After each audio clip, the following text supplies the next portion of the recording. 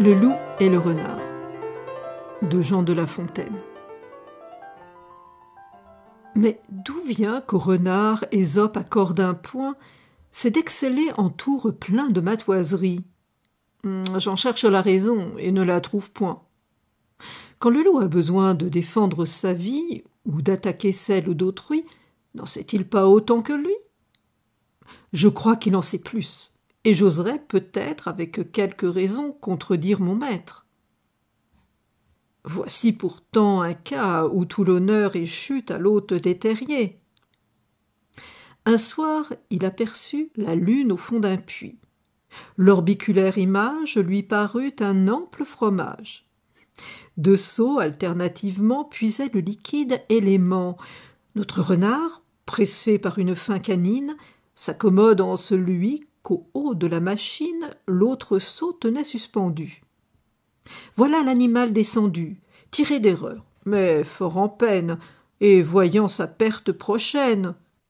Car comment remonter, si quelque autre affamé, de la même image charmé, et succédant à sa misère, par le même chemin ne le tirait d'affaire? 2 jours s'étaient passés, sans qu'aucun vînt au puits. Le temps qui toujours marche avait, pendant 2 nuits, échancré, selon l'ordinaire, de l'astre au front d'argent la face circulaire. Sire Renard était désespéré. Compère Loup, le gosier altéré, passe par là. L'autre dit « Camarade, je vous veux régaler. Voyez-vous cet objet? C'est un fromage exquis. Le dieu faune l'a fait, la vache Io donna le lait. Jupiter, s'il était malade, reprendrait l'appétit en tâtant d'un tel mets. J'en ai mangé cette échancrure, le reste vous sera suffisante pâture.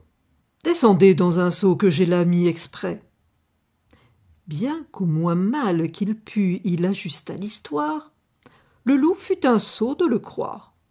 Il descend, et son poids emportant l'autre part, regaint d'en haut maître renard. Ne nous en moquons point, nous nous laissons séduire sur aussi peu de fondement, et chacun croit fort aisément ce qu'il craint et ce qu'il désire.